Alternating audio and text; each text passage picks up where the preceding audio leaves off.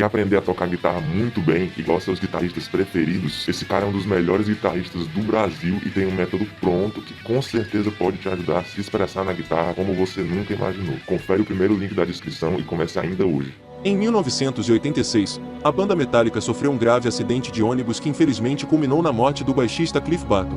Confira a seguir os depoimentos com mais detalhes sobre a tragédia. On this bus, nothing could touch you. But Metallica's wild ride would soon come crashing to a halt.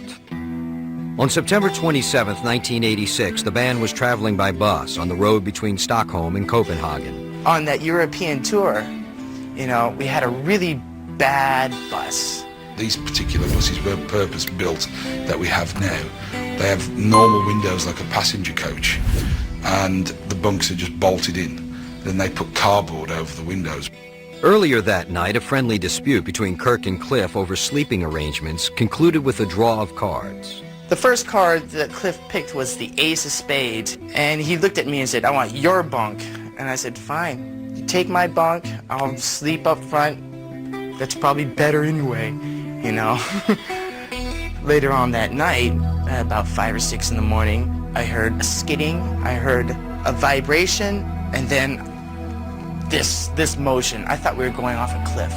He overcorrected to get back onto the road, and as he did, the back end came around this way, and it started chomp, chomp, chomp. It's the sound of screeching brakes and being flipped around like a piece of clothes in a dryer. Just woke up, like hot coffee getting poured all over me, from the coffee machine, and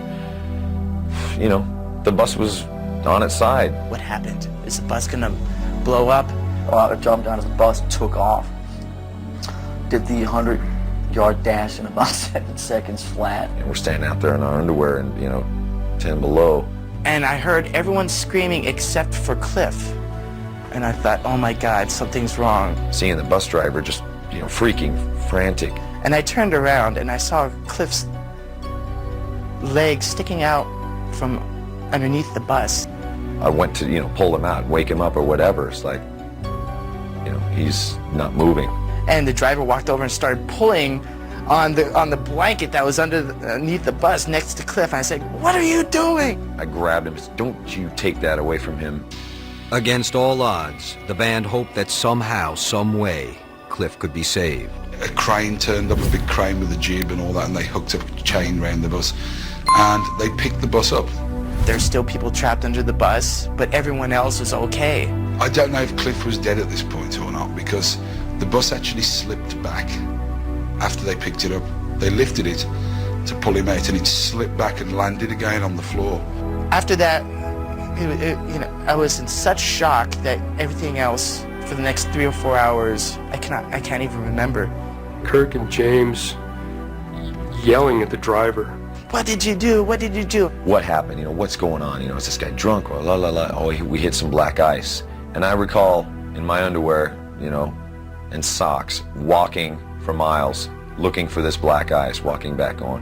Where's this black ice? I don't see any black ice. And I wanted to kill this guy. I was gonna end him there. Early Saturday morning, September 27, 1986, on the road near Ljungby, Sweden, Cliff Burton died. He was 24 years old. He just got thrown out the window and boom, the bus landed on him, and basically, by all accounts, he never woke up. To this day, I just think, it could have been me, it couldn't have been me, but it's never left me to this day. You always feel protected on tour. Nothing bad can happen like this. It's not allowed. This is rock and roll, man. Nobody dies, but they do, and it had happened, and it was hard to grasp that. Drinkers we were. We went back to the hotel and just drank. I remember at 4 o'clock in the morning, I could hear James down on the street, drunk, screaming, Cliff, where are you? And when I heard that, I just broke into tears, Within hours, news of Cliff's death reached Metallica's fans in America. One such fan was Flotsam and Jetsam bassist Jason Newsted. I remember tears hitting the newspaper. Killed in Sweden, Metallica bassist Cliff Burton, 24 years old or whatever, and I'm just lost it. Lars, James, and Kirk returned to San Francisco to attend the funeral of their friend and bandmate. Lars took over from then on, and you know, in all fairness to Lars, without Lars Ulrich, that band wouldn't be where they are today.